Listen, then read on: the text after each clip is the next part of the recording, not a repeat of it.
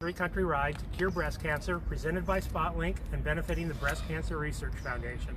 Today, as part of our daily Morning Mingle series, we have the pleasure of speaking with Mr. Douglas J. Nicholls, Mayor of Yuma, Arizona. Good morning, Mayor Nicholls, and thanks for joining us. Good morning. Thanks for coming to Yuma. Thank you.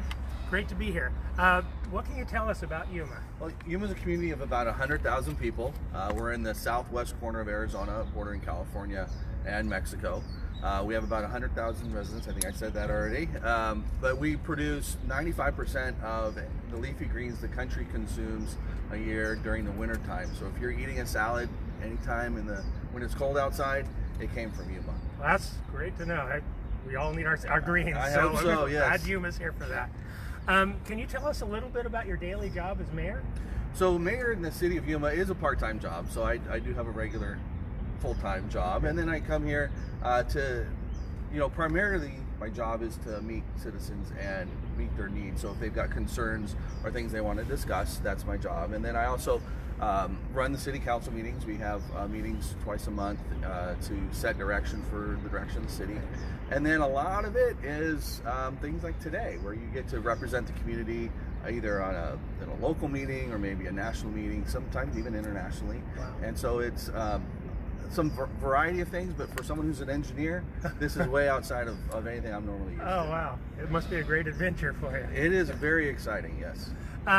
So we very much appreciate you speaking with us today. Are there any biking initiatives going on in the city that you'd like to talk about? There are. We just completed our bike plan, which will set up how the bikes will be developed over the next biking lanes, biking paths, biking ways that'll be set up over the next 20 years for our community.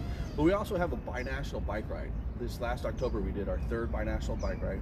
We start in Yuma, and we run through almost every city in the county, and then we end up the day actually crossing the border and in Mexico drinking beer and eating tacos. And it's a great binational effort where people come from Mexico for the ride, and then we have the locals. We had about 200 last year. Wow. And every year it grows, and it's a ride. So if you're not, like you, fit to go the 100 miles, this is essentially 5-mile little rides, because we all stop and collect back up, and then we continue on, and it's well supported. We've got 8 different law enforcement agencies that provide security. Wow. It's a really a good time. That sounds like a lot of fun. So hopefully you can join us next October. Yeah, okay, I'll look it up.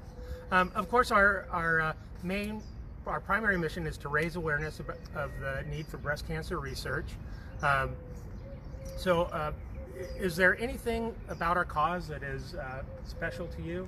Yes, actually my godmother, my aunt, Joan Sensario, she passed away about 14 years ago from metastasized brain cancer based upon her battle with breast cancer. And so this is always a cause that's near and dear to my heart. Well, thank you for that. So today we're heading to Welton. Is there any advice for our... It's mostly uphill, and then at the last minute it goes downhill really Okay. fast. So it'll be actually a fairly good ride. It's great weather today, so it'll work. It'll be a good, enjoyable ride. You'll get to see a lot of where we're growing our leafy greens for consumption, and at the Vista, it'll be a nice view into the Gila Valley, where you see in the Welton area, where you'll see more agriculture and kind of on the left you'll see the agriculture, on the right you'll see the native desert. Okay, well that's great. I'll certainly enjoy that downhill portion. Downhill's always good, always good. Okay, well thank you very much for the interview today. Just a final question, is there any weird fact that you know and want to share? Weird fact about Yuma, this is the one question I probably didn't prepare for.